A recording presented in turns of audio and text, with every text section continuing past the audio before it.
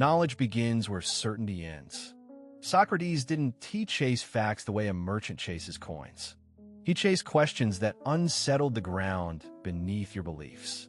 He stood in the Athenian agora, not as a conveyor of wisdom, but as a catalyst for doubt. His method wasn't about pronouncing truths. It was about exposing how quickly our confident answers crumble when pressed by a single stubborn question. In the city of bronze and sun, knowledge looked like a ledger of good opinions. We called those opinions Doxa, a polite way to say what we think is true because it feels true in the moment. Socrates didn't deny the value of living well or the usefulness of shared customs. He challenged whether these Doxa were truly knowledge at all. If you test a claim by asking why you believe it, you may discover that your certainty rests on a rumor you never checked, a habit you never questioned, or an authority you never scrutinized. SFX. Clock_tick. Context is essential here, because we live in an era where information flows like rivers that never dry. Everyone carries a library in their pocket, yet the question remains, do we know what we think we know? Socrates would answer with a patient, almost intimate gaze into your own reasoning. He didn't want to fill you with ideas. He wanted to reveal the structure of your thinking.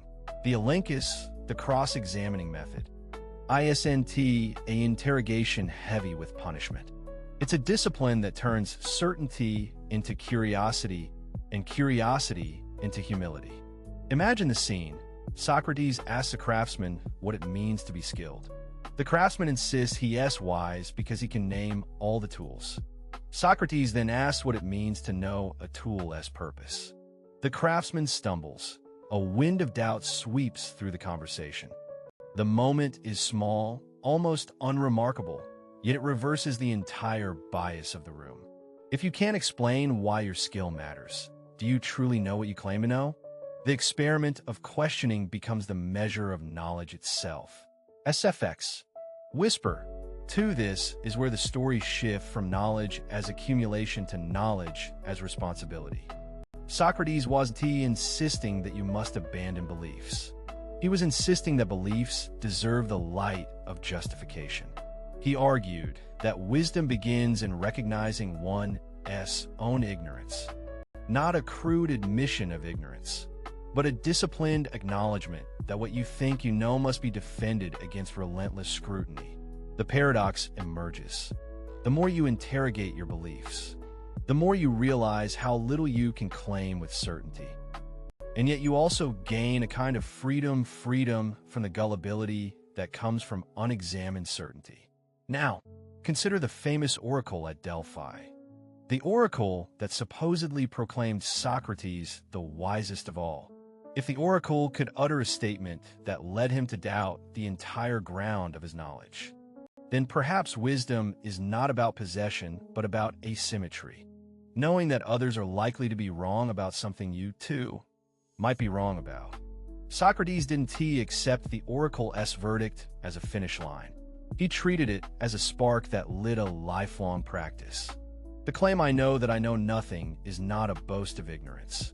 It's a pledge to pursue truth through continuous questions. SFX. Oracle_chime. 3 inches this light. Truth becomes less a fixed statue and more a living negotiation. When Socrates asks, what is beauty? What is courage? What is justice? He is not seeking ready-made answers. He is inviting the city to refine its understanding through debate. The aim isn't to close the argument with a triumphant pronouncement, but to keep the argument open, long enough for someone else's voice to be heard. The refinement happens not by having the right opinion, but by exposing the gaps that make any opinion vulnerable to challenge.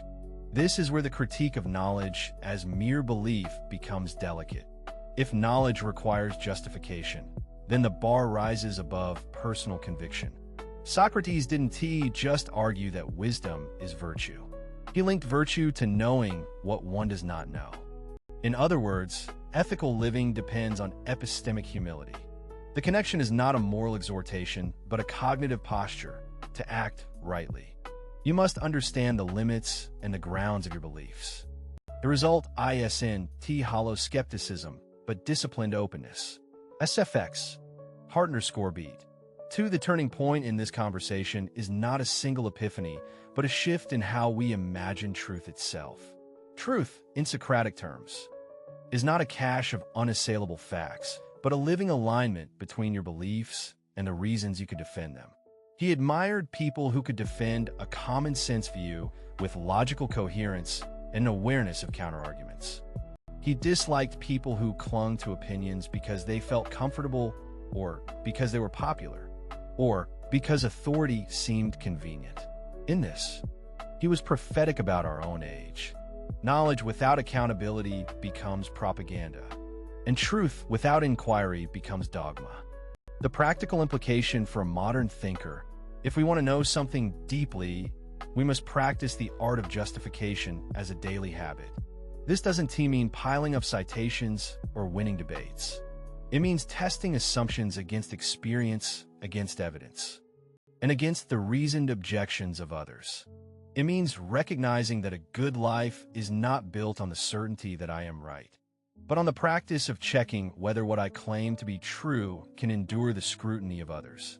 Knowledge, then, becomes a collaborative project, a citywide project rather than a solitary possession. SFX, crowd_murmur. 2. Yet the most provocative twist remains this. Socrates' redefinition of knowledge challenges the very idea of authority. If knowledge is an ever unfinished conversation, what happens to the aura of certainty that power relies on? The answer is not surrender, but transformation. The authority of tradition remains valuable, but it earns its keep only when it is willing to be questioned, revised, and clarified. The moment a tradition cannot withstand inquiry, Socrates would say, it has ceased to be knowledge and has entered the realm of opinion dressed as truth. This doesn't delegitimize culture. It democratizes the conditions under which we call something true. It asks us to be awake rather than asleep in the certainty that tradition provides. SFX, page_flip. 2. As the dialogue moves toward its quieter finish, consider the deeper message. Knowledge is not a possession to be hoarded, but a practice to be refined. The aim is not to prove that one is right, but to learn how to improve our shared understanding. When you encounter a claim, you aren't merely expected to accept or reject. You are invited to rehearse the reasons, weigh the counterarguments, and watch your own certainty wobble with humility. In this sense, Socrates offers a method for a life that ages well, a mind that refuses to stop asking, a heart that remains open to correction, and a community that values the process of reasoning as a form of moral courage. The end of the classical myth is not triumph or despair, but invitation. Socrates leaves us with an ethic of inquiry, to seek truth not by conquering opponents, but by refining our own capacity to justify our beliefs. The line between what we know and what we think we know becomes thin. We glimpse a new kind of knowledge, the knowledge that we're always in the act of learning, always a question away from a wiser answer. If you carry that way of thinking forward, you're not just recalling a philosopher, you're practicing a discipline that could reshape how you live, how you teach, and how you decide what to believe when the world demands certainty. In the end, to understand how Socrates redefined knowledge and truth is to witness a radical reorientation, from the authority of tellings to the authority of examining reasons, from the comfort of having answers to the courage of asking better questions. It is a philosophy that fits a world where information refuses to stay still, where every assertion is a hinge, and every hinge invites another question. And perhaps that is the truest measure of knowledge, not a final verdict, but a perpetual invitation to question, to justify, and to grow. Open questions remain. If knowledge is a practice, how will you practice it today? How will you test your most cherished beliefs under the light of relentless questioning? The invitation is simple and exacting. Keep asking, keep listening, keep adjusting. The more you do, the nearer you come to a truth that can bear the weight of scrutiny without collapsing into dogma. That, in Socratic terms, is the living essence of knowledge. The rest is merely commentary on how we choose to live with